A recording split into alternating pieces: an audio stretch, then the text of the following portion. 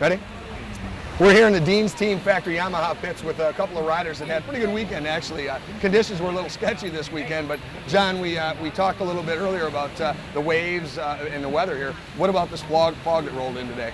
Oh, what a disappointment. Everybody's all excited to go racing, and well, as you can see out on the course, you can't even see the back straightaway. Just dangerous and hard if anybody was to fall off. It's just unsafe, so it looks like it's off for a while here.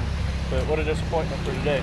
Well, let's talk about what the good things that happened this weekend. I know you didn't have the best starts, but you really were charging through the field, I noticed. You came all the way down from Nebraska. Talk about the racing that you did get in. It was great, you know. We did a little stock class and really good practice out there and riding hard, prepping us for the bigger races on down the line. And got a chance to ride with everybody and hang out with the team. And that's about it, I guess, on that. Well, the other thing I'm curious about, I know Dean's team really gets behind you guys. You know, the Factory Yamaha team that's here, you guys, there's a lot of support that's here. Talk a little bit about what they do and how they make this possible for you. Oh, absolutely. Dean, he's just a master mechanic, and if you have any issues with anything with these Factory Yamaha race boats, he's right there, knows how to help you, keeps you rolling all the time. And you know, Yamaha's been great support when it comes down to parts, and need a little bit of help here and there with some things. I had some damage done in a race, and they took care of me on some race boats, and it's been great.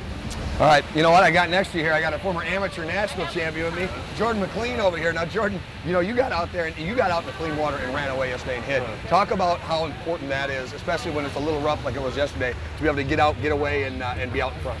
Yeah, it was really important for me to get ahead to find my own lines and read the way the waves were going breaking and stuff, and it was fun, and you know, it's a good course to be on for I guess the timing of waves and stuff. I had a lot of space to visualize my lines and where I wanted to go.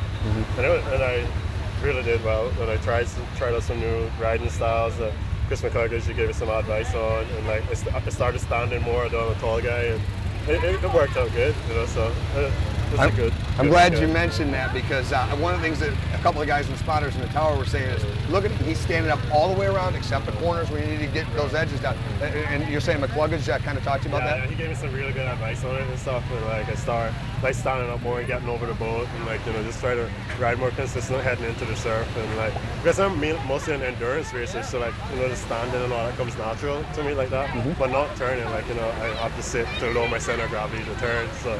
But it was fun though. I started enjoying doing it, and just timing out my movements and stuff, and seeing the different ways the ski was reacting. Well, talk about what it's like to have a guy like Chris McCluggage, you know, a 14-time world champion, in the pits with you and picking up that kind of info. Yeah, I have to give a lot of thanks to him, because I wouldn't be where I am if it wasn't for him today. He's the one that got me to do the Mark-On 300 race that I won my first national title in with his wife. And since that, it's just opened up doors for me to race at this level. And so it's a big privilege to have him on the team, you know, a guy at that level, you know, they're willing to help me on all the scene, you know, and just give me tips to improve. And, you know, I really appreciate having him there. You know, he's definitely one of the guys I look up to in the sport, you know. Well, good.